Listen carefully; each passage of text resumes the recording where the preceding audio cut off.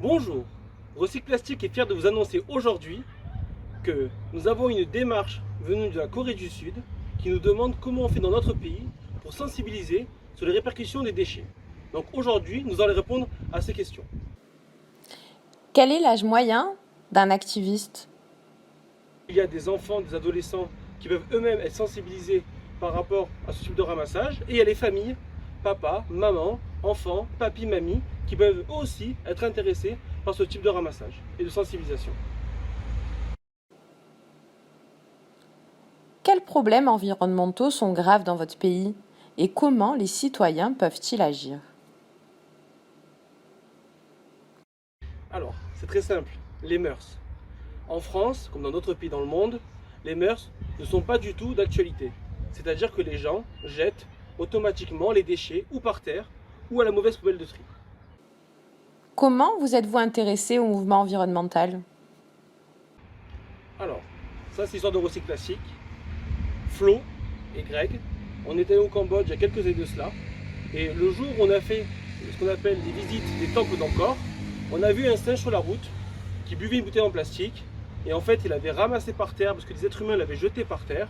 Et une fois qu'il a bu cette petite bouteille en plastique, bien sûr, il vient de l'envoyer dessus. Et tout est parti de là. Pourquoi il a fait ça? J'ai vu votre logo. Que signifie le globe emballé dans un sac plastique dans les mains d'un singe? C'est très simple. Le gorille représente la notoriété, la force, la puissance et surtout, il prend soin de sa meute. Donc le gorille est un étendard, Kong, qui permet de promouvoir à travers le monde le geste simple, la sensibilisation, les répercussions des déchets. Pouvez-vous résumer votre activité en un mot? Sensibilisation. Quels types de déchets sont le plus courants lors de vos ramassages? Les plus souvent ramassés sont les déchets consommables. Pour les fumeurs, les mégots de cigarettes. Et pour ceux qui achètent de l'eau en plastique, les bouteilles en plastique qui sont à même le sol ou dans la nature, dans la rivière, dans la mer, c'est ce qu'on trouve le plus souvent. Quel événement avez-vous fait? Des ramassages, des concours. On a fait la Coupe du Monde de déchets l'année dernière. On fait aussi des ramassages en partenariat où on organise des ramassages. Quel genre d'événement souhaitez-vous faire à l'avenir? C'est simple, que Recycle Plastique sensibilise le monde entier à travers des ambassadeurs de partout dans le monde qui puissent promouvoir la sensibilisation des déchets. Avez-vous eu des difficultés lors de vos événements? Comment les avez-vous résolues? Beaucoup de difficultés, car tout ce qui est le monde associatif et sensibilisation environnementale, ce n'est pas simple dans l'administration française. Déjà, pour créer une association, ça a pris du temps. Puis après, faire comprendre aux gens les impacts qu'ils avaient quand ils jetaient les déchets dans la rue ou en mer ou dans la forêt, avait une mauvaise répercussion pour l'environnement. Passer le message n'a pas été mince facile, mais avec le temps, avec l'acharnement, les gens sont sensibilisés aujourd'hui et ils arrivent à comprendre la répercussion de leurs déchets. Quels sont vos objectifs pour vos activités environnementales? Et que Recycle Plastique permette, dans un avenir proche, d'organiser plein de ramassages en France et dans le monde, avec beaucoup d'ambassadeurs qui puissent faire des vidéoconférences, des lives, dans lesquels que tous ensemble, on est tous Kong. Y a-t-il des différences avec les autres groupes environnementaux?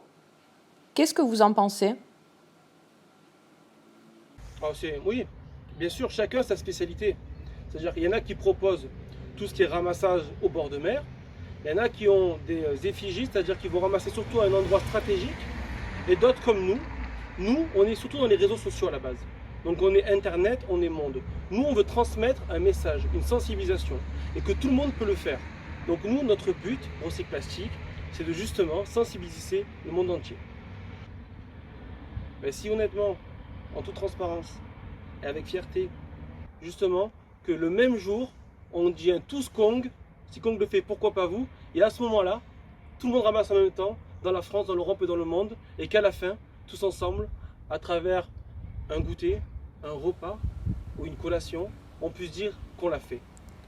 Quelles sont vos perspectives pour les activités environnementales mondiales? Je suis triste pour eux, car ils ont fait des constats que le réchauffement climatique et de pire en pire, les déchets polluent de plus en plus notre planète. Ils ont mis à jour tout ça. Malheureusement, ils n'ont pas les moyens financiers pour le faire. Si Kong Recycle Plastique peut justement les aider à réaliser leur projet, c'est avec grand plaisir qu'on y participeront. Si Kong le fait, pourquoi pas vous?